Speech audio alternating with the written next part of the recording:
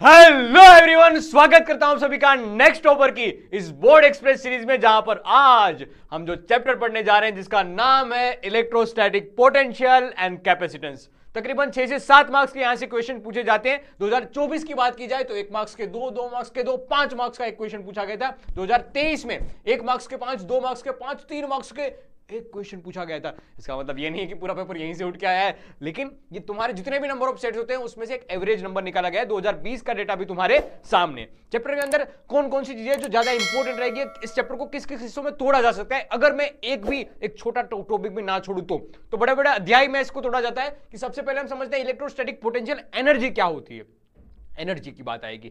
ठीक है, उसके बाद हम पोटेंशियल के बारे में, जो चैप्टर का नाम था इलेक्ट्रोस्टैटिक पोटेंशियल के बारे में समझते हैं और कहानी आगे बढ़ती है। हम इसमें इलेक्ट्रिक डाइपोल के वगैरह वगैरह बहुत सारी बातें आएगी, इसमें बहुत सारी बातें आएगी। फिर एक इक्विपोटेंशियल सरफेस करके कांसेप्ट आता है, उसके बारे में समझेंगे, जो इस चैप्टर का हॉट टॉपिक भी है। उसके बाद कहानी आएगी सर कि जो पिछले चैप्टर में हमने इलेक्ट्रिक फील्ड पढ़ी और इस चैप्टर में जो पोटेंशियल पढ़ेंगे उन दोनों के बीच का रिश्ता क्या है, ये रिश्ता क्या कहलाता है, वो रिश्ते के बारे में समझेंगे। वहां से न्यूमेरिकल क्वेश्चन भी पूछे जाते हैं और लास्ट में हम कंडक्टर के बारे में समझेंगे और उसका एक अपर्ड वर्जन यानी कैपेसिटर क्या है, उसके ऊपर न्यूमेरिकल्स कैसे बनाए जा सकते हैं, क्या थ्योरेटिकल क्वेश्चंस भी पूछे जाते हैं, कैपेसिटर में से क्या डेरिवेशन क्वेश्चन पूछे जाते हैं, वो भी हम समझने जाएंगे आज क्वेश्चन में। तो शुरुआत करते हैं। सबसे पहले समझते हैं इलेक्ट्रोस्टैटिक पोटेंशियल एनर्जी एक्चुअल में क्या होती है। तो एक जनरलाइज एक वे है समझाने का कि सर एक्चुअल में पोटेंशियल एनर्जी क्या होती है, negative of a work done by conservative force. तो यहां पर कंजर्वेटिव फोर्स कौन से वाला है सर, यहां पर जो कंजर्वेटिव फोर्स पोटेंशियल किसके लिए डिफाइन होती है, नॉन कंजर्वेटिव फोर्स के लिए। कंजर्वेटिव फोर्स के द्वारा किए जाने वाला वर्क डन, जो वैल्यू वर्क डन की आएगी उसका नेगेटिव वैल्यू यानी चेंज इन पोटेंशियल एनर्जी। अगर कंजर्वेटिव फोर्स की बात करें तो आगे नेगेटिव साइन आती है, तो हम कंजर्वेटिव फोर्स इंटू करके हमने फोर्स इंटू करके डिस्प्लेसमेंट लिख दिया, एफई डॉट डीआर। एफई क्या होता था, हमने पढ़ा है कहीं ना कहीं कूलम्ब्स लॉ में, K Q one Q two upon करके आर स्क्वायर इंटू करके डीआर। इंटीग्रेशन किया तुम्हें एक जनरलाइज फॉर्मूला मिला, K Q one Q two upon R, K Q one Q two upon करके आर। मतलब कि दो चार्ज पार्टिकल तुम्हें दे रखे हैं, याद रखना दो चार्ज पार्टिकल की ये बात लिखी जाएगी, दो चार्ज पार्टिकल तुम्हें दे रखे हैं और दोनों के बीच में एक इंटरेक्शन एनर्जी जिसको लिखा जाएगा पोटेंशियल एनर्जी।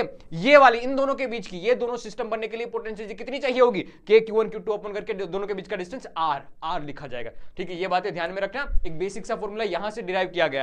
बढ़िया बात सर, ये हमें समझ में आया। हम ऐसा मानते हैं कि इनफाइनाइट पे पोटेंशियल एनर्जी जीरो होती है कोई चार्ज के लिए। ठीक है, ये बात भी हमें पता है। यहां पर हमें ना थोड़ी कैलकुलेशन करेंगे, एक वे समझेंगे इसको समझने के लिए। इसलिए हम एक कंडीशन लेके चलेंगे कि इसमें change in kinetic energy zero है, तब हम लिख सकते हैं कि work done by external force is equal to work done by internal force. का मैग्नीट्यूड दोनों का सेम होगा, इसलिए delta U is equal to हम work done by external force लिख सकते हैं। लेकिन उसके लिए कंडीशन दे रखी है, कब, जब डेल्टा के ई जीरो हो तब की बात लिखी जाएगी। ठीक है, तब उस कहानी में लिख सकते हैं। ये वाली बात 100% ट्रू है, ये वाली बात 100% ट्रू है, लेकिन ये जो बात है वो कंडीशन के साथ आती है। देख, इसलिए मैंने हर बार बार आपको ये बताया कि जब भी तुम कोई फॉर्मूला याद रख रहे हो तब ये चीजें तुम्हारे दिमाग में रहनी चाहिए कि ये किस कंडीशन के साथ आता है। सिचुएशन का समझो, लेकिन साथ साथ उसके फॉर्मूले के लिए ये भी समझो कि ये कोई कंडीशन के साथ आता है, कोई इफ एंड बट के साथ आता है या नहीं आता है, वो भी तुम्हें दिमाग में बात रखनी चाहिए। और कहानी आगे बढ़ती है, हम समझते हैं पोटेंशियल के बारे में। तो उन्होंने ऐसी बात बताई है कि पोटेंशियल एक्चुअल में क्या होता है, तो कोई एक चार्ज पार्टिकल को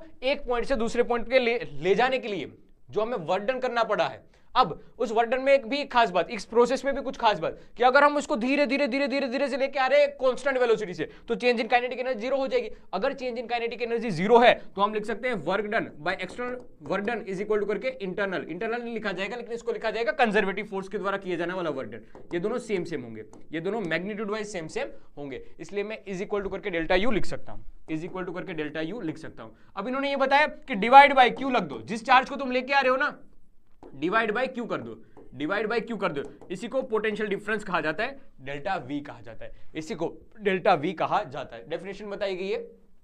चेंज इन एक्चुअल में है ना, पोटेंशियल एनर्जी भी डिफाइन नहीं होती है और ना ही पोटेंशियल डिफाइन होता है, चेंज इन डिफरेंस डिफाइन होता है। डिफरेंस ये कहीं ना कहीं पोटेंशियल एनर्जी के तुम बेसिक कंसेप्ट, बेसिक रूट्स जानोगे, तुम्हें पता चलेगा कि हम इनफाइनाइट पे पोटेंशियल जीरो मानते हैं, इनफाइनाइट पे पोटेंशियल एनर्जी जीरो मानते हैं, तब जाके हम एक्चुअल में उस पॉइंट के लिए पोटेंशियल डिफाइन कर सकते हैं। अदरवाइज हम डिफाइन करते हैं डिफरेंस कि सर द चेंज इन, मतलब कि difference in electric potential defined as the change in electric potential energy per unit charge. जिस चार्ज को लेके आ रहे हो डिनोमिनेटर में आ जाएगा। बस थोड़ा सिंप्लीफिकेशन किया। ये कब वैलिड होगा, जब डेल्टा के जीरो होगा। अब इसमें एक अच्छी बात यह है कि पोटेंशियल है ना, वो स्केलर क्वांटिटी है। जैसे इलेक्ट्रिक फील्ड था तो सर वो तो वेक्टर क्वांटिटी था, तो वेक्टर में सर हमें एडिशन करने के लिए बहुत सारे लॉस की, बहुत सारे डायग्राम्स की, बहुत सारे डायरेक्शन के लिए वो वेक्टर्स वाला फिनोमिना सारा यूज करना पड़े। इसमें खास बात ये है, स्केलर की बात होगी तो सर डायरेक्शन की कोई चिंता नहीं होगी। इसका यूनिट लिखा जा सकता है जूल पर जूल, एनर्जी जूल पर कूलम। तो जूल के लिए लिखा जाता है m1 L2T-2, कूलम के लिए A1T1। बस सिंप्लीफाई कर दो, MLT फॉर्म निकाल दो। इसको वोल्ट भी कहा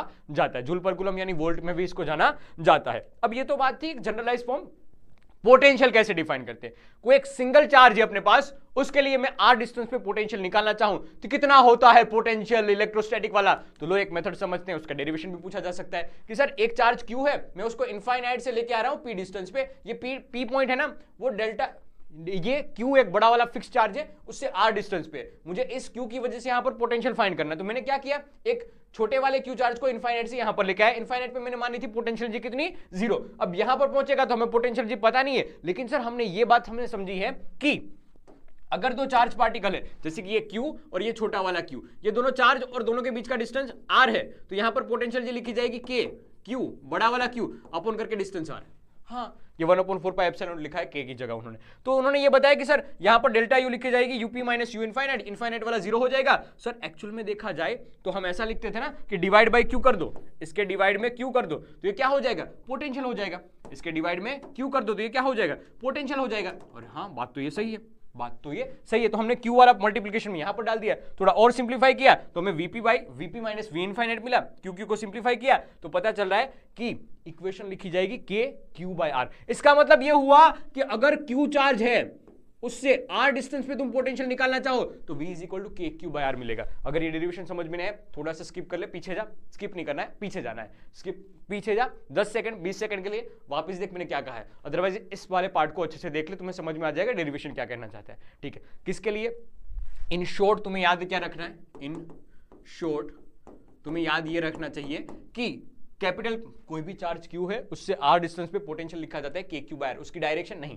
ये जो फॉर्मूला है वो विथ साइन लेना है, कैपिटल q अगर नेगेटिव में है तो नेगेटिव में, पॉजिटिव में है तो पॉजिटिव में लिखा जाएगा। r डिस्टेंस है, k की वैल्यू हमें पता है क्या होती है, 1/4πε नोट लिखी जाएगी। ये तो सिंगल चार्ज के लिए। अगर बहुत सारे चार्ज पार्टिकल्स आ गए तो p पॉइंट पे कैसे लिखा जाएगा पोटेंशियल? तो बहुत सारे अगर मान लिए p पॉइंट पे हमें पोटेंशियल लिखना है q1 की, q2 की, q3 की वजह से, तो हर एक की वजह से इंडिविजुअल सम कर दीजिए। 1 की वजह से, 2 की वजह से, 3 की वजह से, हर एक की वजह से हमने सोल्व कर लिया, सिंप्लीफाई कर दिया। अब याद रखना कि यहां पर विथ साइन हमें चार्ज की वैल्यू लेनी है, ये दिमाग में बात रखना। किसके लिए? ये ड्यू टू सिमेट्री, मतलब बहुत सारे चार्ज दे रखे तब उस सिस्टम के लिए लिखा जाएगा। अब याद रखना विथ साइन लेने हैं, इसमें डायरेक्शन का कोई पंगा नहीं है, तो क्वेश्चन आसान बनेगा। जैसे कि एक बार पूछा गया था, पूछा नहीं, एनसीईआरटी का क्वेश्चन है कि एक हेक्सागोन है, हेक्सागोन के लिए हर एक कॉर्नर पे चार्ज q q q है, हर एक कॉर्नर पे चार्ज q q q है। हेक्सागोन के लिए साइड दे रखी है 10 सेंटीमीटर, मतलब कि ये 10 सेंटीमीटर, ये 10 सेंटीमीटर, ये 10 सेंटीमीटर, ये 10 सेंटीमीटर, हर एक 10 सेंटीमीटर। चार्ज की वैल्यू भी हमें दे रखी है। हमें ऐसा पूछा गया था कि सेंटर पे बताओ नेट पोटेंशियल कितना होगा, तो v1 plus v2 plus v3 plus ऐसे करके v6 तक। अब तुम्हें ये बात समझ में आनी चाहिए कि देख हर एक के लिए फॉर्मूला तो वही होगा, k q/r, k q/r, r सबके लिए सेम है, r is equal to a, r is equal to a, सबके लिए सेम है, तो सबके लिए सेम ही है, तो क्यों ना मैं मल्टीप्लिकेशन में 6 डायरेक्ट लिख दूं। तो k q/a अपन करके 6 मल्टीप्लाई कर दिया, थोड़ा सा सिंप्लीफाई किया, मुझे आंसर मिल गया वोल्ट में। क्या ये बातें तुम समझ पा रहे हो? अरे समझ पा रहे हो कि नहीं समझ पा रहे हो? बता मेरे लाल बाल गोपाल। इसी के साथ कहानी को और आगे बढ़ाते हैं और समझते हैं इलेक्ट्रिक डाइपोल के बारे में। कहीं ना कहीं ये डाइपोल तुमने पढ़ी है, कहीं ना कहीं तो पढ़ी हुई है। ठीक है, डाइपोल मतलब ऐसा बोला जाएगा कि दो चार्ज से, एक पॉजिटिव एक नेगेटिव चार्ज जो कोई फाइनाइट डिस्टेंस पे रखे हुए हैं, जो कोई फाइनाइट डिस्टेंस पे रखे हुए हैं, जिसका बीच का डिस्टेंस हम मान लेते हैं 12, तो इसकी डाइपोल मोमेंट लिखी जाती है p is equal to q into 12। ये डाइपोल मोमेंट के इक्वल लिखी जाएगी। इसकी डायरेक्शन क्या होती है? नेगेटिव से पॉजिटिव की ओर, नेगेटिव से पॉजिटिव की ओर। अब हम निकालना चाहते हैं पोटेंशियल किस डिस्टेंस पे? एक्सियल डिस्टेंस पे। हम इसके लिए पोटेंशियल निकालना चाहते हैं। मान लिया जाए ये हमने कहां पर ये मान ले k q/r इस डिस्टेंस पे, एक्सियल डिस्टेंस पे हमने पोटेंशियल निकालना चाहा, एक्सियल डिस्टेंस पे हमने पोटेंशियल निकालना चाहा। ठीक है, ये एक्सियल डिस्टेंस पे ये p पॉइंट है, यहां पर हमने पोटेंशियल निकालना चाहा, इस p पॉइंट पे हमने पोटेंशियल निकालना चाहा। यहां पर एक बात याद रखना कि r है ना, ये r डिस्टेंस सेंटर से लिया गया है और r बहुत बड़ा है l की कंपैरिजन में। ये कंडीशन भी तुम्हें दे रखी है। एक्सियल पॉइंट पे मुझे निकालना है पोटेंशियल। तो देख, मैं एक पॉजिटिव चार्ज की वजह से, एक नेगेटिव चार्ज की वजह से, पॉजिटिव की वजह से कितना होगा k q, और ये डिस्टेंस कितना होगा? पूरा है r, उसमें से l निकाल दो, r माइनस l। माइनस की वजह से कितना होगा के क्यू बाय करके ये आर और ये एल लिखा जाएगा ना, तो आर प्लस एल, डिस्टेंस ज्यादा होगा ना। थोड़ा सा सिंप्लीफाई कर तुम इसको थोड़ा सा सिंप्लीफाई करो, तुम्हें मिलेगा के क्यू और 2l अपॉन करके R square minus L square. थोड़ा सा और सिंप्लीफाई किया जाए तो तुम्हें पता चलेगा कि मैं पी का फॉर्मूला यहां से बना सकता हूं, P is equal to Q into 2l, एक फॉर्मूला बन जाएगा यहां से। थोड़ा मैथ्स करना पड़ेगा, थोड़ा सा मैथ्स, 2-3 स्टेप की खेल है इसमें, थोड़ा फटाफट समझा रहा हूं, लेकिन इतनी भी हवा में नहीं उड़ा रहा हूं, ये बात पूछी जा सकती है। ये 2 मार्क्स में से क्वेश्चन पूछे जा सकते हैं, यहां से न्यूमेरिकल भी बनाए जा सकते हैं, एमसीक्यूज भी बन सकते हैं। अब थोड़ा सा और सिंप्लीफिकेशन किया, हम जो कंडीशन लेके चल रहे थे वो कंडीशन यहां पर अप्लाई कर दी, तो हमें एक्चुअल के लिए पोटेंशियल मिल जाएगा के पी बाई आर स्क्वायर। क्या के पी बाई आर स्क्वायर, किसके लिए? एक्शियल पॉइंट के लिए, एक्शियल पॉइंट के लिए। ऐसे इक्वेटोरियल के लिए भी लिखा जाएगा, इक्वेटोरियल मतलब ऐसे परपेंडिकुलर, ये एक्शियल था, ऐसे परपेंडिकुलर पे भी पूछा जा सकता है। लेकिन परपेंडिकुलर की कहानी, ये पी पॉइंट पे निकालना है, ये डिस्टेंस दोनों के लिए सेम होगा क्या? हाँ, देखिए आर है, ये पूरा का पूरा सेंटर से कितना है? आर है, ये एल, ये एल, ये एल, ये एल, तो sir R square plus L square उसका रूट, तो दोनों के लिए डिस्टेंस तो सेम है, ये डिस्टेंस भी सेम, ये डिस्टेंस भी सेम, दोनों के लिए डिस्टेंस सेम है।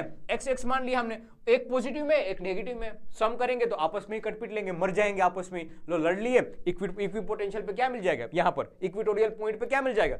पोटेंशियल हमें 0 मिल जाएगा, इक्वेटोरियल पे पोटेंशियल हमें 0 मिल जाएगा। ध्यान रखना इस बात का, पूछे जाते हैं क्वेश्चन, ये क्वेश्चन पूछे जाते हैं, ये क्वेश्चंस पूछे जाते हैं। कहां पर पोटेंशियल 0 होगा, एक्शियल पे पोटेंशियल कितना होगा, उसका रेशियो पूछा जा सकता है, इलेक्ट्रिक फील्ड के पॉइंट ऑफ व्यू से भी पूछा जा सकता है। ठीक है, अब किसी भी पॉइंट पे पूछा जाए तो, एक आर एंगल पे और थीटा डिस्टेंस पे पूछा जाए तो इस डाइपोल को तोड़ दो, ये जो तुम्हारे पास डाइपोल है उसको तोड़ दो, एक पी साइन थीटा एक पी कोस थीटा, जैसे इलेक्ट्रिक फील्ड में किया करते थे वैसे ही सेम बात। अब पी साइन थीटा के लिए तो ये कैंसिल आउट हो जाएगा, क्यों? क्योंकि इक्वेटोरियल पॉइंट की वजह से तो 0 ही लिखा जाता था। हाँ, तो सिर्फ और सिर्फ होगा वो किसकी वजह से होगा पोटेंशियल? पी कोस थीटा वाले की वजह से ही होगा, पी कोस थीटा वाले की वजह से ही पोटेंशियल हमें मिलेगा। इसलिए सीधा पर लिख लिया हमने क्या कि के पी कोस थीटा अपन करके आर स्क्वायर, के पी कोस थीटा ऐसे, फिर ये आर डिस्टेंस है, यहां पर लिखा जाएगा के पी कोस थीटा अपन करके आर स्क्वायर। बस यही तुम्हारा आंसर आ गया। इक्वेटोरियल के लिए तो 0 लिखा जाएगा, डायरेक्टली हमने समझा दिया, उसको थोड़ा वेक्टर फॉर्म में ऐसे भी लिखा जा सकता है। बस यही कहानी है, यही कहानी है डाइपोल की, पोटेंशियल निकालने के लिए। हाँ, इसमें पोटेंशियल एनर्जी कैसे निकाली जाएगी उसके क्वेश्चंस भी बनाए जा सकते हैं, पोटेंशियल एनर्जी कैसे निकाली जा सकती है उसके क्वेश्चंस भी बनाए जा सकते हैं। जैसे कि हमने टॉर्क पढ़ा था पिछली बार में, torque is equal to p E sine theta, p cross E लिखा था, वैसी कुछ बात यहां पर है कि इलेक्ट्रिक डाइपोल अगर यूनिफॉर्म इलेक्ट्रिक फील्ड में लिखी हुई है तो पोटेंशियल एनर्जी क्या होगी उसकी? इलेक्ट्रिक फील्ड में रखी हुई, तो उसकी पोटेंशियल एनर्जी क्या होगी? तो हम समझने जा रहे हैं कि सर पहले फॉर्मूला हुआ करता था पीई साइन थीटा, तो sir torque dot D theta ये वर्डन का फॉर्मूला हो जाएगा, तो sir PE sine theta into D theta cos theta का फॉर्मूला बन जाएगा, पीई कोस थीटा 2 माइनस करके कोस थीटा 1 नेगेटिव के साथ आएगा, क्यों? कोस है ना।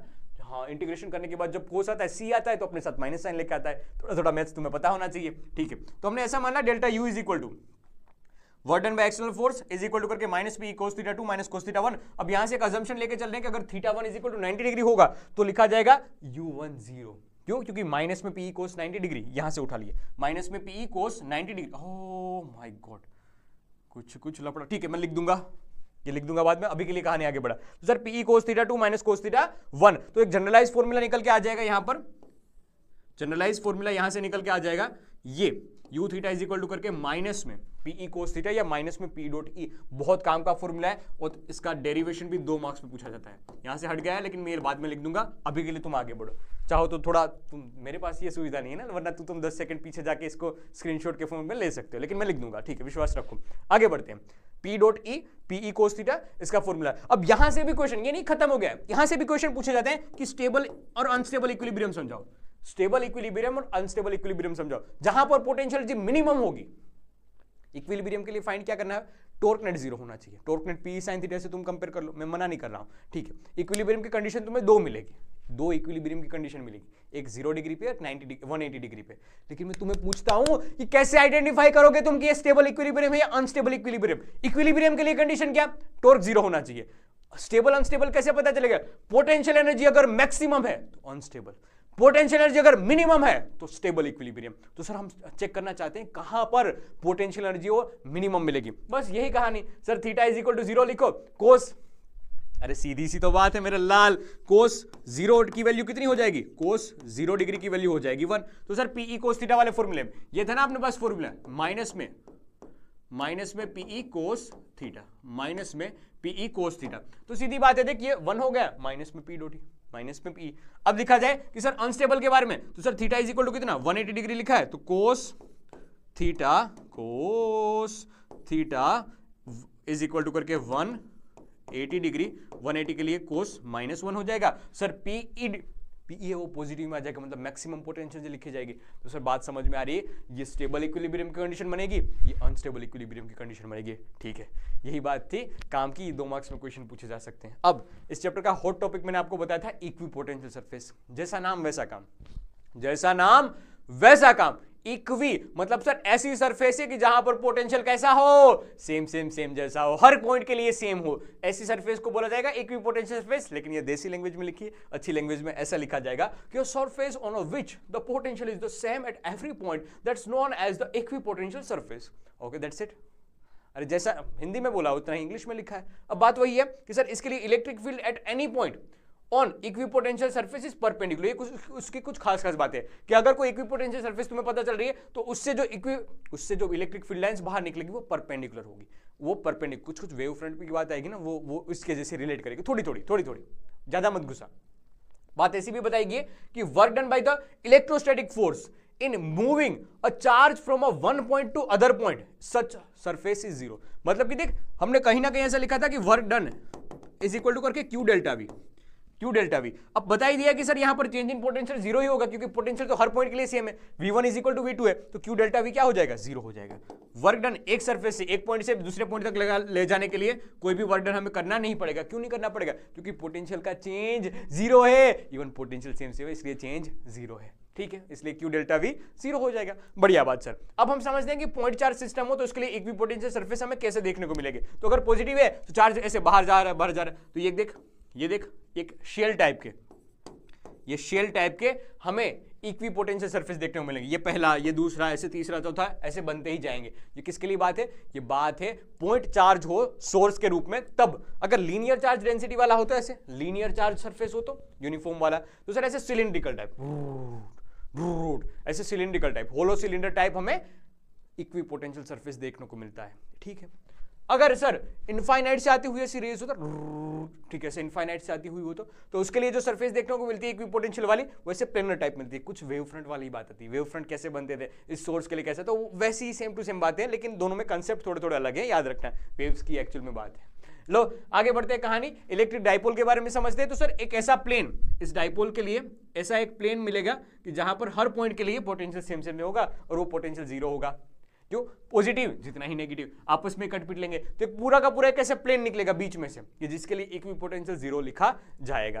ठीक है, उस पूरे के पूरे सरफेस के लिए पोटेंशियल जीरो होगा। बढ़िया बात सर। अब कहानी आगे बढ़ती है, हम एक रिलेशन समझते हैं इलेक्ट्रिक फील्ड और पोटेंशियल के बारे में। तो रिलेशन ये कहता है कि sir E dot D r is equal to करके d V with a negative sign. ये भी याद रख सकते हो कि नेगेटिव में E dot D r is equal to करके delta V, v2 minus v1, 1 से शुरू करो 2 पे खत्म करो, v2 minus v1 is equal to करके नेगेटिव में। याद रखना है तुम्हें, ये रिलेशन याद रखना है। यहाँ से एमसीक्यूज पूछे जाते हैं, यहाँ से सीधे एमसीक्यूज पूछे जा सकते हैं। अगर तुम जेईई नीट की प्रिपरेशन कर रहे हो तो यहाँ से बहुत अच्छे क्वेश्चन पूछे जाते हैं। बोर्ड्स के लिए अच्छे नहीं, मतलब बहुत भयंकर लेवल पे नहीं, लेकिन आसान क्वेश्चन पूछे जाते हैं, डिफरेंशियल टाइप के क्वेश्चन पूछे जाते हैं। लेकिन उसके लिए जरूरी है कि तुम्हें मैथ्स आना जरूरी है। मैथ्स मतलब कि डिफरेंशिएशन और इंटीग्रेशन की नॉलेज होनी चाहिए। अगर नहीं है तो वो सेशन देख लो, बनाए हुए पहले ही वीडियो उसके ऊपर बनाए गए हैं। अब लिखे जाएंगे कि sir E dot D R integration negative sign के साथ v2 माइनस v1। अब और थोड़ा सिंप्लीफाई करो, इंटीग्रेशन हटा दो, डिफरेंशिएशन का फॉर्म लिख दो, तो dv बाई डी आर, इसको dv डेल बोला जाता है, del v by del R, उसके नेगेटिव साइन के साथ तो लिखा जाएगा इसको इलेक्ट्रिक फील्ड के इक्वल। देख एक्चुअल में ये रिलेशन इसलिए खास और पेचीदा इस वजह से है क्योंकि इलेक्ट्रिक फील्ड कैसी है, वेक्टर क्वांटिटी है, पोटेंशियल कैसा है, स्केलर क्वांटिटी है। तो ये ऐसा इकलौता ऐसा रिलेशन है, ये कहीं ना कहीं हमने 11th में भी पढ़ा था, लेकिन ये ऐसे टाइप के रिलेशन है कि जो स्केलर और वेक्टर को जोड़ते हैं। इस वजह से अगर मैं EX निकालना चाहूं तो del V by del X negative sign के साथ, EY को निकालना चाहूं वेक्टर Y वाले component del V by del Y। अगर EZ को निकालना चाहूं नेगेटिव में del V by del Z, negative sign के साथ लिख रहा हूं। ठीक है, गलती मत करना। अब जब तुम x को कंसीडर कर रहे हो तब y और z को कांस्टेंट लेना है। जब y को कंसीडर कर रहे हो यहां पर x और z को कांस्टेंट मानना है। जब z को तुम कंसीडर करते हो तब तुम्हें x और y को कांस्टेंट लेना है। इसको पार्शियल डिफरेंशिएशन की कहा जाता है, पार्शियल डिफरेंशिएशन भी कहा जाता है। काम की बात है, यहां से क्वेश्चन, छोटे छोटे क्वेश्चन बनाए जा सकते हैं। मैं लेके भी आया हूं, हम उस पर चर्चा करेंगे, लेकिन पहले थोड़ा थियोरेटिकल पार्ट सब कुछ कवर कर लेते हैं। उसके बाद क्वेश्चन और मोस्ट प्रोबेबल वाले क्वेश्चन जो पूछे जा सकते हैं, ठीक है, रिलेशंस और उसके बेसिस पे ज्यादा डेरिवेशन टाइप क्वेश्चन, मतलब x के टर्म में क्वेश्चन दे रखी होगी, आपको डिफरेंशिएट करना है, ex निकालना है या ey निकालना है, ez निकालना हो, तो ज्यादातर ऐसे ही क्वेश्चन पूछे जाते हैं। ठीक है, बढ़िया बात। लो कहानी आगे बढ़ाते हैं, प्रॉपर्टीज ऑफ कंडक्टर के बारे में समझते हैं। तो एक छोटा छोटा फटाफट ये बात याद रखना, 2 मार्क्स में, छोटे मार्क्स में, या फिर एमसीक्यूज के बेस पे यहां से क्वेश्चन बनाए जा सकते हैं। जो ज्यादातर क्वेश्चन आएंगे वो एमसीक्यू बेस पे आएंगे। 2 मार्क्स का जो भी क्वेश्चन बनेगा मैं अलग से बता दूंगा। देख, पहले बात तो याद रख ले कि inside the conductor element electric field 0 लिखी जाएगी। कंडक्टर के अंदर कोई भी इलेक्ट्रिक फील्ड नहीं होगी, कंडक्टर के अंदर इलेक्ट्रिक फील्ड 0, खत्म बात, ठीक है।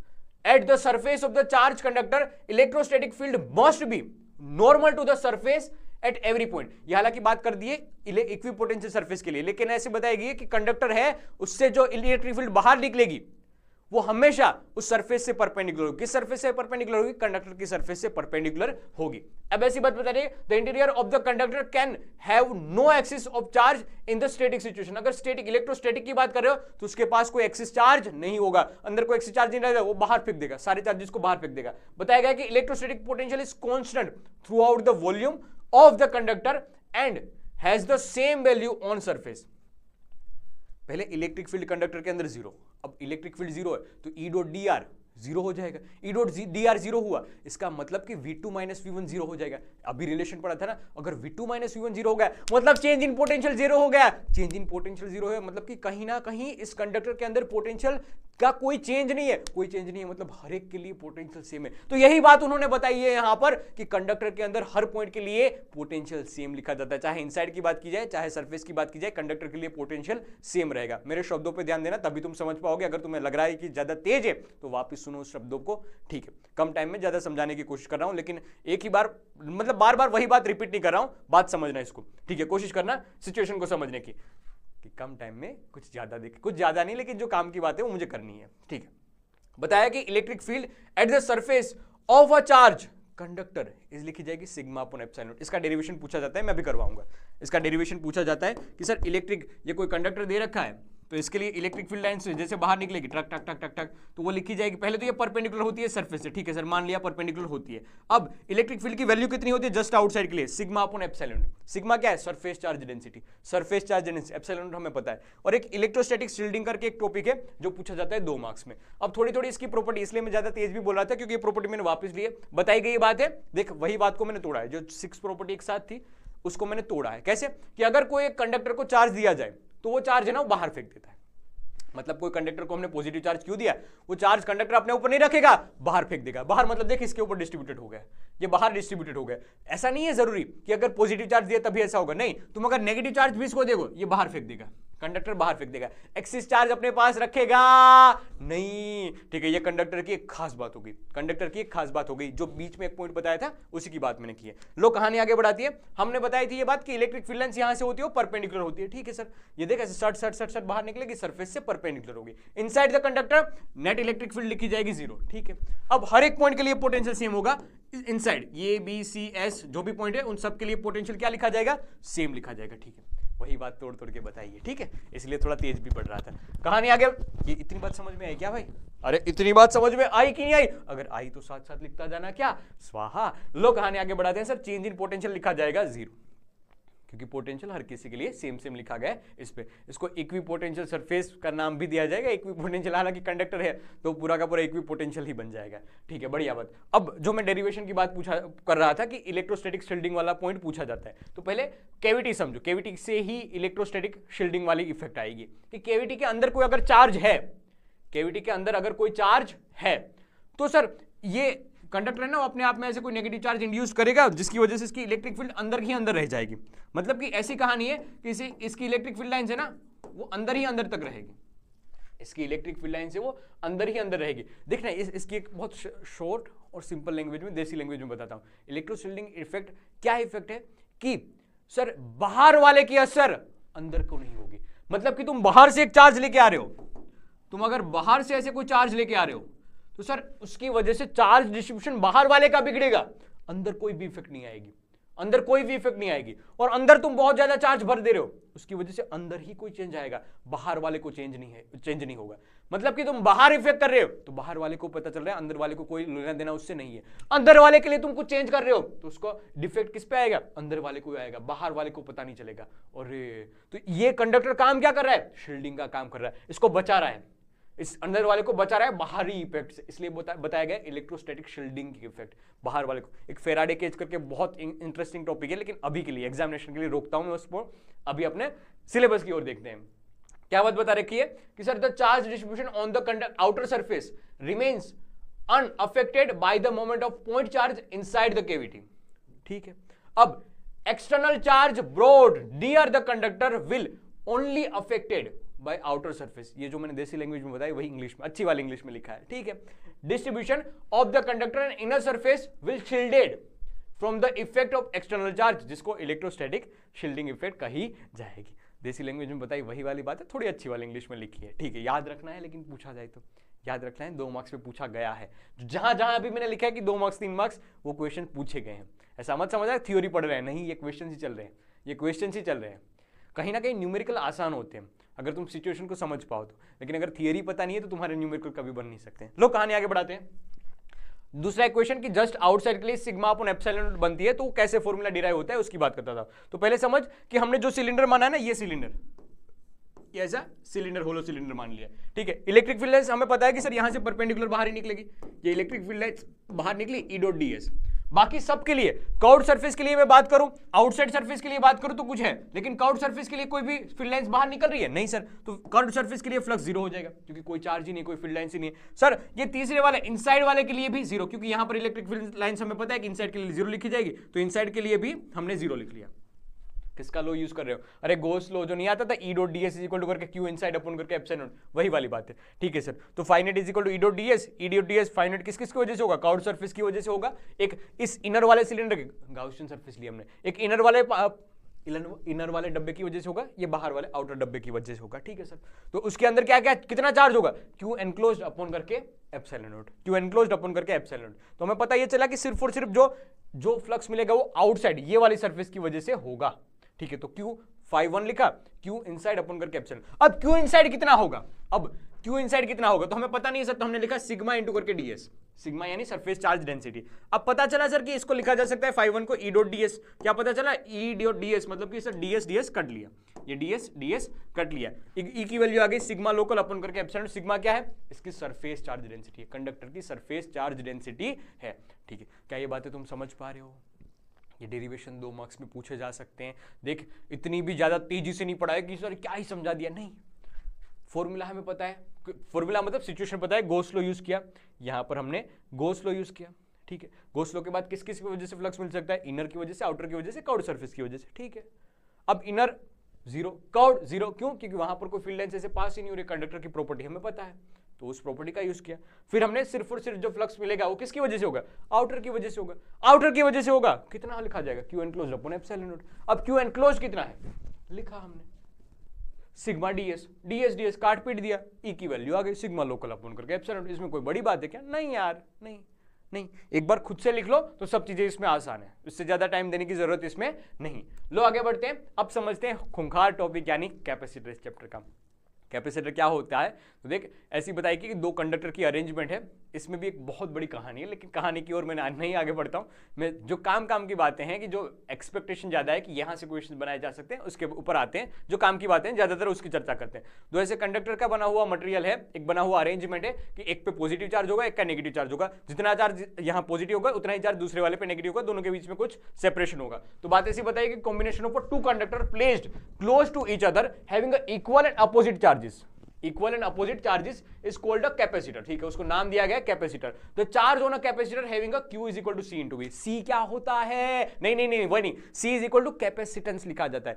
Q क्या है, चार्ज है, पॉजिटिव वाला चार्ज या नेगेटिव दोनों में मान सकता है, उसका मैग्नीट्यूड, और V दोनों के बीच का पोटेंशियल डिफरेंस है। क्या है, V दोनों के बीच का पोटेंशियल डिफरेंस है, लिखा जाएगा capacitance C is equal to करके Q by V, Q by V, change in potential difference, charge stored in पर लिखा जाएगा चेंज इन पोटेंशियल डिफरेंस, इसको कैपेसिटेंस भी बोला जाता है। यहां से डेफिनेशन भी बनाई जा सकती है। नेट चार्ज उसके लिए 0 लिखा जाएगा, क्यों? क्योंकि जितना पॉजिटिव उतना ही नेगेटिव, दोनों के लिए इक्वल अमाउंट पे चार्ज होना चाहिए। एक अरेंजमेंट तुम देख रहे हो, V प्लस V माइनस करके लिखा जाएगा। अरे भाई पता है ये बात है, एक पॉजिटिव एक नेगेटिव पोटेंशियल के साथ आएगा, लेकिन दोनों के बीच का हम डिफरेंस निकाल रहे हैं, याद रखना, दोनों के बीच का डिफरेंस निकाल रहे हैं। ये पोटेंशियल लिखने का तरीका V प्लस माइनस करके V माइनस लिखा जाएगा, ठीक है। और बढ़िया बात, तो एक्चुअल में दोनों ऐड हो जाएंगे, ना कि सबस्ट्रैक्ट हो जाएंगे। के क्यू वायर काट पीट लो, कैपेसिटर खत्म, ऐसा नहीं होगा ऐसे दिमाग नहीं लगाना है, ठीक है।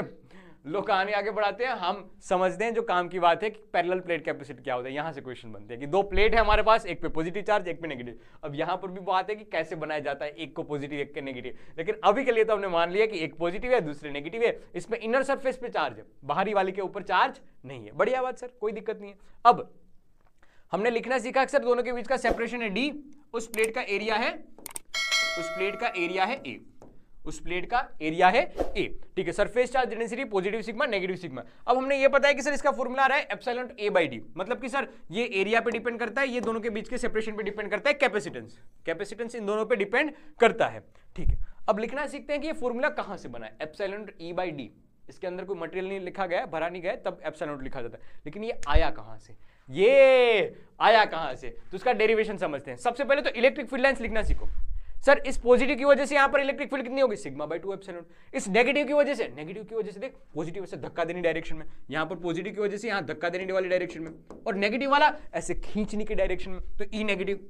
क्या ये दोनों एक ही डायरेक्शन में? वेक्टर क्वांटिटी ना इलेक्ट्रिक फील्ड, इसलिए डायरेक्शन की बात कर रहा हूं, पोटेंशियल में नहीं करता था मैं, ठीक है। दोनों एक ही डायरेक्शन में, हाँ सर। तो ऐड की जाएगी, हाँ सर। तो सिग्मा/2 एप्सिलॉन दोनों ऐड हो जाएगी, तो सिग्मा/एप्सिलॉन इसका फॉर्मूला बन गया, सिग्मा/एप्सिलॉन। क्या तुम्हें पता है V नेट लिखा जाता है V1 - V2? हाँ सर, ये बेसिक सी बात है, कहां पढ़ा रहा हूं बच्चे वाली बात, लेकिन मैं बता रहा हूं कि सर एक रिलेशन हमने पढ़ा था ना ऐसे, E.dr इज इक्वल टू करके, इज इक्वल टू नहीं, माइनस साइन था सर, ले माइनस साइन लिख दिया, इंटीग्रेशन में dv लिख लिया, 1 से 2। तो इसका एक सिंप्लीफाइड वर्जन होता है delta V is equal to, mod में लिख ले E.d।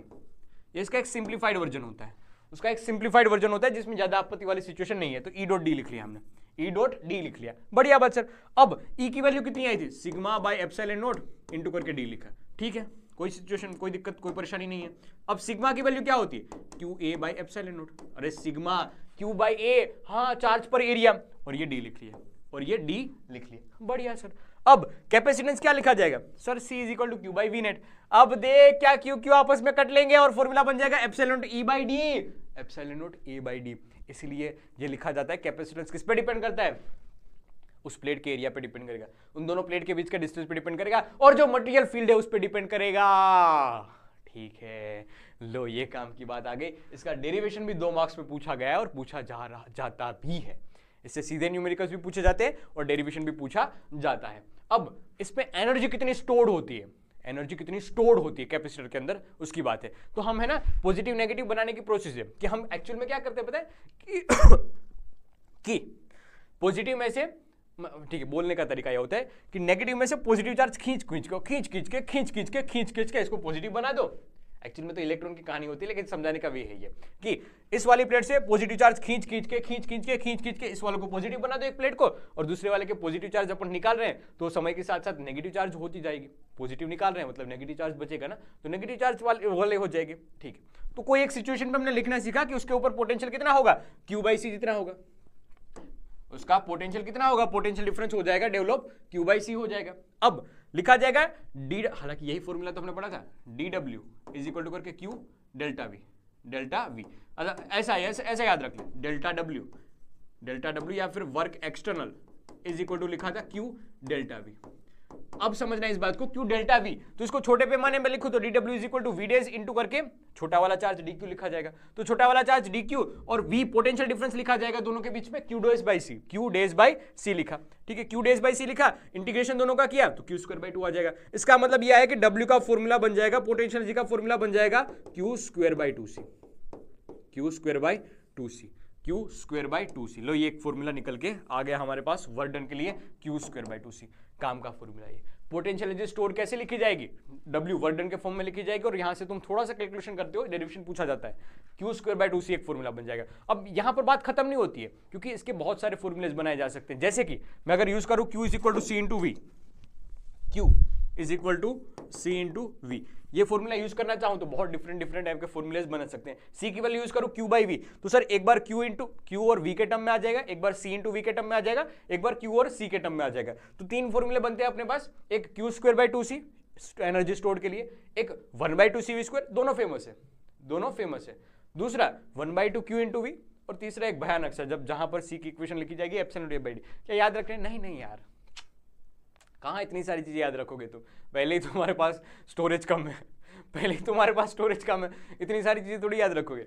एक याद रख लो Q²/2c, वहां से C × V करके Q = C × V, वहां करके ये फॉर्मूलेज तुम डिराइव कर सकते हो। लेकिन जैसे जैसे तुम प्रैक्टिस करते जाओगे वैसे वैसे फॉर्मूला याद रखते जाओगे। कदापि ये फॉर्मूला याद मत रखना, कदापि ये फॉर्मूला याद नहीं रखना, नहीं यार जरूरत नहीं है, ठीक है। जब भी जरूरत पड़ेगी तुम डिराइव कर सकते हो। C का फॉर्मूला याद रखना है, हाँ ε/A/d, वो तुम्हें याद रहना चाहिए, ठीक है। डेरिवेशन समझना है, डेरिवेशन याद रखना है, हाँ एक आध बार लिख लेना, अच्छे से याद रह जाएगा, गारंटी के साथ बोल रहा हूँ। लिख लेना एक बार अच्छे से खुद से, सेशन खत्म हो एक बार देख ले पीडीएफ को, पूरी की पूरी पीडीएफ देख ले, उसके बाद डेरिवेशन खुद से एक बार कर दे, दैट्स ऑल, हो जाएगा, याद रह जाएगा, मुझे पता है याद रह जाएगा। तुझ पे भरोसा भी कर रहा हूं मैं, अंधा नहीं, बहुत कॉन्फिडेंस के साथ बोल रहा हूं, याद रह जाएगा। उतना बड़ा डेरिवेशन भी नहीं है, और तू भी समझदार प्राणी है, उतना बेवकूफ नहीं है, ठीक है, तभी इस वीडियो तक पहुंचा है। लोग कहानी आगे बढ़ते हैं और तब तक अभी तक रुका हुआ है, वरना भाग जाता।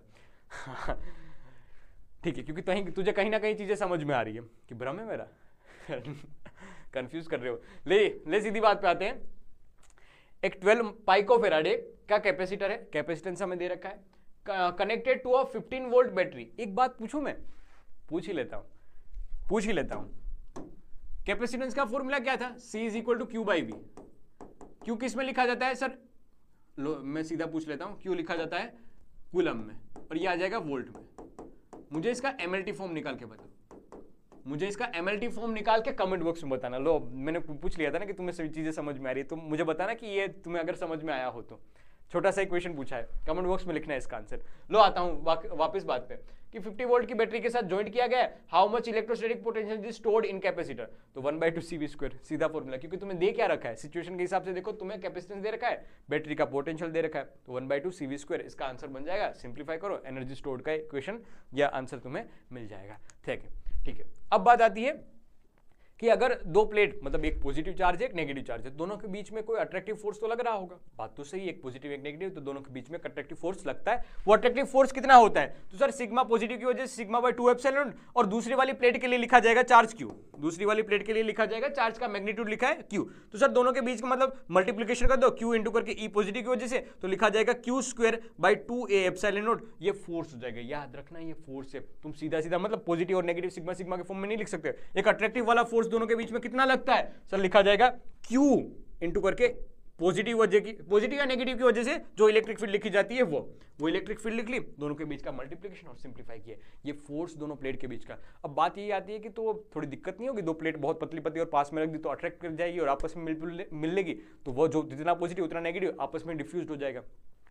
तो हमने एक मेथड निकाली है कि जिसकी वजह से है ना इसका कैपेसिटेंस भी बढ़ाया जाता है, क्योंकि यहां पर स्फीयरिकल कैपेसिटर पहले यूज किए जाते हैं, उसके बाद सिलेंड्रिकल, उसके बाद ये पैरेलल प्लेट कैपेसिटर। तो हमें जो कैपेसिटेंस देखने को मिला है वो पैरेलली बहुत ज्यादा मिला है एज कंपेयर टू स्फीयरिकल। तो हम कैपेसिटेंस बढ़ाना चाहते हैं, और इस एक दुख को, क्योंकि दोनों प्लेट अगर एक दूसरे में मिल गई तो काय का कैपेसिटेंस, तो हम इस दुख को हटाना, इस समस्या का समाधान की ओर भी देख रहे हैं। कैपेसिटेंस बढ़ाना भी चाहते हैं, इस कैपेसिटर का कैपेसिटेंस भी बढ़ाना चाहते हैं, और इस समस्या का समाधान भी चाहते हैं। तो हमने बीच में इंट्रोड्यूस कर दिया है, कहां गया आगे है, ठीक है, कहां गया, पहले ये बात लेता हूं। हाँ, हमने बीच में इंट्रोड्यूस कर दिया डाई इलेक्ट्रिक। क्या होता है डाई इलेक्ट्रिक? एक नॉन कंडक्टिंग सब्सटेंस होता है जो बीच में लगाया जाएगा पॉजिटिव और नेगेटिव के बीच में, ठीक है। Having a no free electrons, अगर फ्री इलेक्ट्रॉन्स नहीं है तो इलेक्ट्रिसिटी यहां से वहां नहीं होने देगा, इलेक्ट्रिक फील्ड को पास होने देगा। लेकिन इसकी खास बात तो यही है, इलेक्ट्रिक फील्ड को पास होने देगा,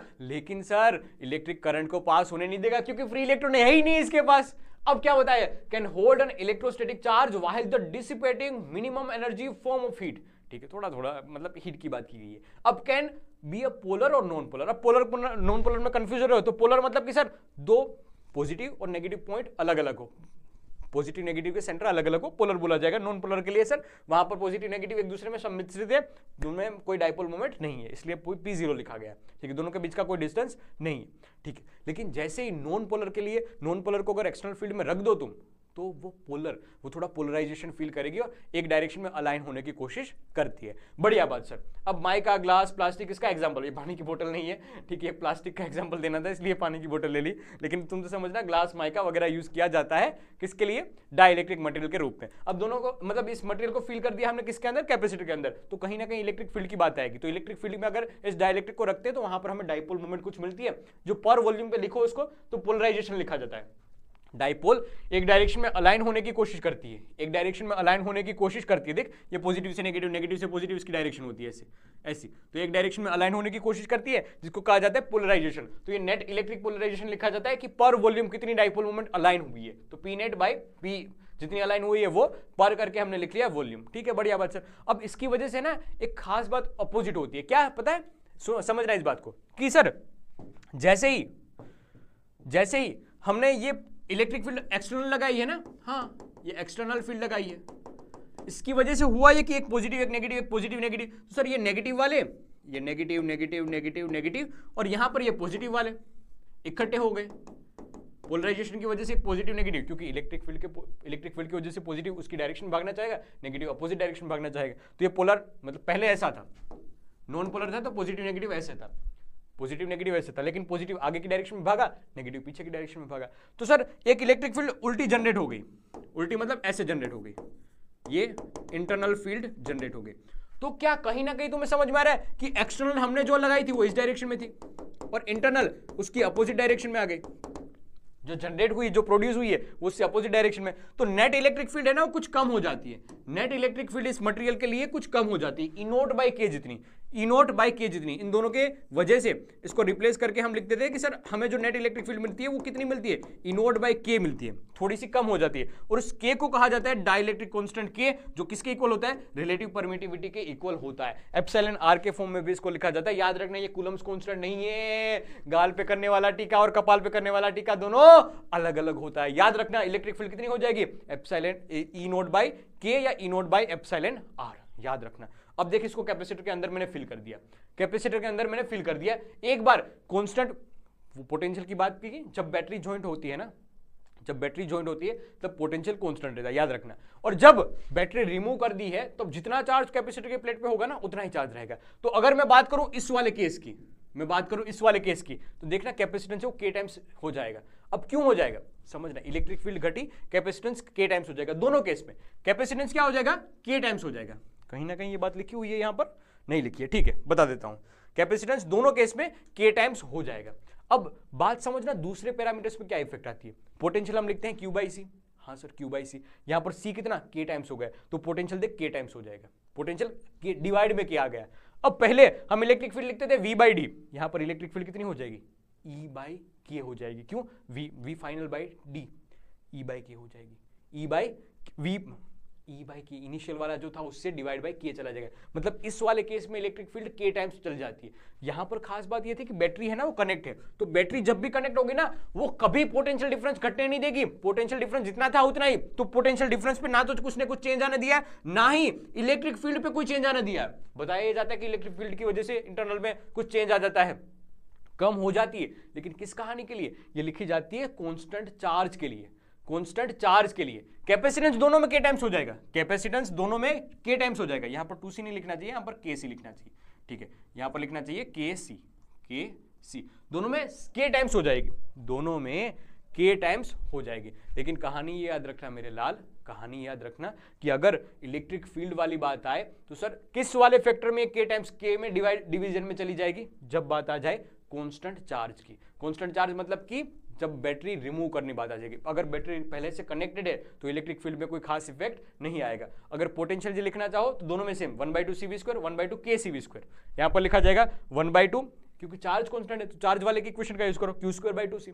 जो कांस्टेंट है उसका यूज करो, जो पता होगा ज्यादातर तुम्हें, Q²/2c। यहां पर क्यों, चार्ज तो कांस्टेंट है, Q²/2c नहीं 2kc।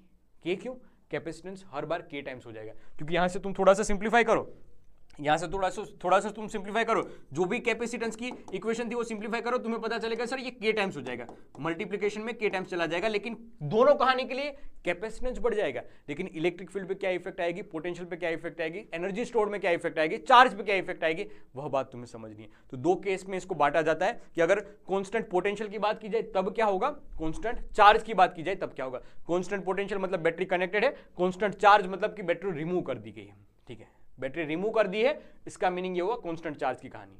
वापस रिपीट नहीं करता हूं, लेकिन कहानी काम की है। यहां अगर कोई अच्छा क्वेश्चन बनाना होगा ना, अच्छा क्वेश्चन, तो यहां से बनाया जाएगा। अदरवाइज तो तुम सीधा याद रख लो कि अगर कैपेसिटर के अंदर डाइलेक्ट्रिक फील किया गया है, डाइलेक्ट्रिक का कांस्टेंट के है, तो कैपेसिटेंस के टाइम्स बढ़ जाता है, दैट्स इट।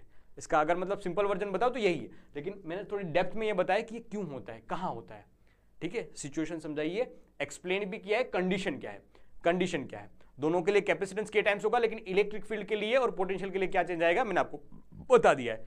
लो अब हमने है ना कहीं सीरीज और पैरेलल की बात की है, ठीक है, ये कहानी पहले आगे बढ़ाता हूं, फिर उसके बाद सीरीज और पैरेलल की बात करता हूं। अगर पार्शियली फील्ड कैपेसिटेंस की बात की जाए, अगर पार्शियली फील्ड कैपेसिटेंस की बात की जाए और सीरीज और पैरेलल में है, सीरीज और पैरेलल मतलब कि अगर पूरा लगा दिया है ना, समझना इस बात को, अगर एक पूरा लगा दिया, एक कैपेसिटर था, ठीक है सर, एक कैपेसिटर था, उसके अंदर हमने पहले कैपेसिटेंस सी था, आपने बोला हाँ सर, उसके अंदर हमने एक मटेरियल लगा दिया जिसका डाइलेक्ट्रिक कांस्टेंट के था, तो इसका कैपेसिटेंस हो जाएगा के टाइम्स के सी हो जाएगा, ठीक है, मान लिए बात। लेकिन अगर जो हमने प्लेट यहां पर इंट्रोड्यूस की है उसकी थिकनेस T1 है, उसका डाइलेक्ट्रिक कांस्टेंट K1 है, जो दूसरी ऐड की है उसकी थिकनेस T2 है और डाइलेक्ट्रिक कांस्टेंट K2 है, ऐसे ही बहुत सारी ऐड कर दी है, ऐसे ही बहुत सारी ऐड कर दी है, जिसकी थिकनेस कुछ Tn है और डाइलेक्ट्रिक कांस्टेंट कुछ Kn है। तो इसका इक्विवेलेंस कैपेसिटेंस कैसे लिखा जाएगा, उसका फॉर्मूला है, याद रखना, ये रिमेंबर रखना, एमसीक्यू में पूछा जा सकता है, एमसीक्यूज और न्यूमेरिकल्स यहां से बनाए जा सकते हैं। क्या है क्वेश्चन कि सर क्या है formula, epsilon not a by जितना भी डिस्टेंस एयर में बचता है वो लिखो पहले। मतलब कि देख, अगर पूरा का पूरा डिस्टेंस डी है, पूरा का पूरा डिस्टेंस डी है, उसमें से T1 और T2 निकाल दो, इतने ही T1 T2 निकाल दो, उतना तो एयर में बचा होगा ना। फिर पता चल रहा है ऐसे तो बहुत सारे हैं, तो T1 minus T2 minus T3, जितना भी एयर में पार्ट बच रहा होगा वो लिखो, डिवाइड में 1 लिखो, डाइलेक्ट्रिक कांस्टेंट फॉर एयर 1 लिखा, फिर T1 by K1, T2 by K2, T3 by K3 ऐसे लिखना है। देखिए सीरीज कॉम्बिनेशन है, तुम देखो इसको तो सीरीज कॉम्बिनेशन है, लेकिन फॉर्मूला काम का है, लेकिन ये फॉर्मूला काम का है, छोटे छोटे क्वेश्चन में फटाफट ये हेल्प देगा। जैसे कि एक क्वेश्चन पूछा गया था पहले कि बताओ, ये सर दे रखा है एक 2K, डाइलेक्ट्रिक कांस्टेंट 2K दे रखा है, उसकी विड्थ d/3 दे रखी है, डाइलेक्ट्रिक कांस्टेंट K दे रखा है, उसकी विड्थ 2d/3 दे रखी है, same formula, epsilon A by D air. अब देख इसमें डी एयर तो है ही नहीं ना, पूरी की पूरी लेंथ कितनी है डी में से d/3 निकालो, पहले d में से d/3 निकालो, फिर बाद में करके 2d/3 निकालो। क्या तुम्हें पता चल रहा है कि ये 0 हो जा रहा है, डी एयर 0 हो जा रहा है, एयर वाले के लिए कोई स्पेस है ही नहीं, इसलिए पहला वाला है वो 0 लिखा गया। फिर सर ये d3 बाई उसका डाइलेक्ट्रिक कांस्टेंट 2 के 2d/3 अपॉन करके डाइलेक्ट्रिक कांस्टेंट के, थोड़ा सा सिंप्लीफाई किया, हमें क्या मिल जाएगा, के इक्विवेलेंस मिल जाएगा 6a एप्सिलॉन नॉट K/5/d। ठीक है, काम का क्वेश्चन है, 2023 में पूछा गया था, 2023 में पूछा गया था। इसको और डेप्थ में करने के लिए, वेरिफिकेशन पर्पस के लिए भी यूज कर सकते हो, अगर ना कुछ याद है तब ये मेथड लगा देना, अदरवाइज एक सीरीज और पैरेलल कॉम्बिनेशन के मेथड से भी इसको सोल्व किया जा सकता है। अगर सीरीज कॉम्बिनेशन में है, सीरीज कॉम्बिनेशन में याद रखना, अगर सीरीज कॉम्बिनेशन में तो हर किसी के लिए चार्ज सेम लिखा जाता है, इसलिए लिखा जाएगा sir potential is equal to Q/C1, potential लिखा जाएगा Q/C2, पोटेंशियल V3 के लिए लिखा जाएगा Q/C3। अब देख हर एक के लिए पोटेंशियल जो डिवाइड होता है ना, वो किस में से आया होगा, बैटरी V में से आया होगा, तो लिखा sir V1 plus V2 plus V3, simplify किया, यही वाले फॉर्मूले लगाए, Q/C1 Q/C2 Q/C3, चार्ज तो सेम ही होगा, जो इस बैटरी ने निकाला होगा वही वाला चार्ज हर किसी को मिला होगा, तो सबका Q आपस में ही मार दिया। सर सीरीज में अगर है कैपेसिटर तो उसका इक्विवेलेंस कैपेसिटेंस लिखा जाता है 1/C1 plus 1/C2 plus 1/C3 1/C4, ऐसे करके 1/1 वाला खेल जाएगा। अगर पैरेलल की बात की जाए तो हर किसी पैरेलल के लिए पोटेंशियल सेम रहता है, पोटेंशियल सेम रहता है, चार्ज अलग अलग होगा, मतलब यहां से चार्ज निकला है Q, लेकिन वो डिवाइड हो जाएगा Q1 Q2 Q3 में,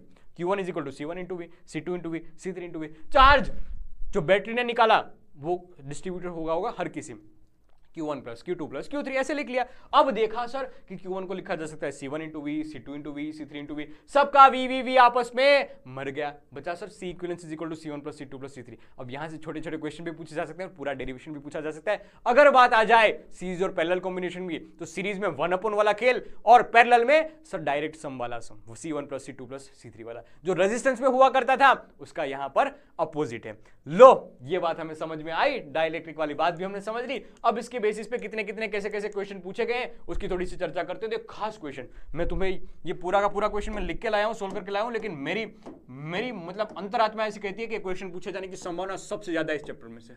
अब ये क्वेश्चन डायरेक्ट भी रटवा सकता था, सीधे इस पे भी फोकस करवा सकता है, लेकिन मैं जो रूट्स वाले कंसेप्ट थे वो सारे मैंने समझाए। ये मैं तुम्हें होमवर्क में दे रहा हूं, ये तुम्हें गिनने हैं। मोस्ट प्रोबेबल वाले क्वेश्चन है ये कि यहां से पूछे जाने की संभावना सबसे ज्यादा है। बाकी सारे क्वेश्चन तुम्हें सोल्व भी करने हैं, कहीं कहीं मैं स्टार मार्क लगा दूंगा कि उस पर खास ध्यान देना। ये थोड़ा डिफिकल्ट है, लेकिन टाइम दोगे तो ये क्वेश्चन भी तुमसे बनने लगेंगे, ठीक है। बाकी एक अच्छा क्वेश्चन ये था, हाँ अच्छा क्वेश्चन एक ये भी था, ये वाला क्वेश्चन ये पूछा गया था, एमसीक्यूज में पूछा गया था, लेकिन अच्छा क्वेश्चन था पोटेंशियल जी के बेसिस पे, जहां पर पोटेंशियल जी का फॉर्मूला K/Q1/Q2/R था ना, थोड़ा डिफिकल्ट था इसलिए इस पे ध्यान दे रहा हूं, बाकी सब आसान है बीच बीच में तो तुम कर पाओगे। तो लेकिन सर ये पहली सिचुएशन है, दूसरी सिचुएशन में क्या है पता है कि इलेक्ट्रिक फील्ड में रखा है। तो अगर इलेक्ट्रिक फील्ड में रखा है ना, देख नोट करके लिखा है, अगर ऐसे ही चार्ज पड़े तो K/Q1/Q2/R, लेकिन इलेक्ट्रिक फील्ड की बात भी की और दो चार्जेस रखे गए हैं, तो सर हमें लिखना होगा Q1 potential 1 V1, Q2 potential V2 और दोनों के बीच में इंटरेक्शन वाली सेल्फ एनर्जी K/Q1/Q2/R। याद रखना है, इसके बेसिस पे एक अच्छा क्वेश्चन पूछा गया था, एक न्यूमेरिकल पूछा गया था। तो बस यही कहानी है इसके चैप्टर की। बाकी ये पूरे के पूरे क्वेश्चंस मैं सोल्व करके दिए हैं आपको, कुछ कुछ क्वेश्चंस बहुत आसान भी है जिसका सॉल्यूशन भी आपको मिल जाएगा। और जहां कहीं भी आपत्ति दिखे आप कमेंट बॉक्स में लिख देना कि ये वाले क्वेश्चंस नहीं बने थे। न्यूमेरिकल के ऊपर हम और भी प्रैक्टिस राउंड लेके आएंगे, लेकिन तुम अपनी सिचुएशन पहले एक्सप्लेन करो कि तुम क्या चाहते हो। मैं जो आपसे चाहता हूं मैं लिख के आया हूं कि पूरा का पूरा चैप्टर भी मैंने एक्सप्लेन किया, उसमें से कोई भी चीज मैंने छोड़ी नहीं है जो IMP हो, जो इच्छा मतलब ऐसी कि मोस्ट प्रोबेबल वाली हो और छूट गई हो, ऐसी नहीं है। मोस्ट प्रोबेबल तो ठीक हो, मैंने मतलब बहुत छोटी सी चीज का भी ध्यान रखा है कि ये इलेक्ट्रोस्टैटिक शील्डिंग वाला पॉइंट भी पूछा जा सकता है। यहाँ पर कंडक्टर के लिए आउटसाइड के लिए पोटेंशियल ऐसे लिखा जाएगा, इलेक्ट्रिक फील्ड ऐसे लिखी जाएगी, वो भी मैंने करवाया है। तो वो सारे क्वेश्चंस करवाए हैं जो पास्ट ईयर्स में कहीं ना कहीं पूछे गए हैं या फिर उसके पूछे जाने की संभावना सबसे ज्यादा है। बस आपका काम ये है कि उस थियरी को एब्जॉर्ब करो, वहां पर जो सिचुएशन या कंसेप्ट मैंने समझाया है उसके ऊपर न्यूमेरिकल्स मैंने जो एक दो करवाए उसी को तुम एक्सटेंड करो, उसी न्यूमेरिकल की प्रैक्टिस तुम खुद से करो। थ्योरी वाली पार्ट कहीं ना कहीं तुम्हें याद आएगी, तुम पॉइंट्स याद करोगे, तुम्हें याद रह जाएगी, लेकिन न्यूमेरिकल्स तभी तुम समझ पाओगे या सोल्व कर पाओगे जब आपने प्रैक्टिस की होगी, जब आपने प्रैक्टिस की होगी आपने, ठीक है। तो मैं चाहता ये हूं कि इस क्वेश्चंस को आप सोल्व करो खुद से। बहुत कम क्वेश्चन है इस सेशन में, 10 के आसपास ही क्वेश्चन है, 10-11 ही क्वेश्चन है। इसी के साथ 11 क्वेश्चन, हाँ 11 क्वेश्चन है। बीच में एक दो क्वेश्चन करवा दिए हैं, बाकी वाले आप देख लो, इतने कर लो, बस इतने कर लो। बाकी देख लो मतलब कि ये सोच लो, समझ लो, सोल्व कर लो, बस इतना करना है आपको, ठीक है। बाकी इसमें कहीं भी आपको आपत्ति लगे आप कमेंट बॉक्स में लिख सकते हो। इसी के साथ इस सेशन का ही और इस इलेक्ट्रोस्टैटिक पोटेंशियल चैप्टर का भी करते हैं स्वाहा।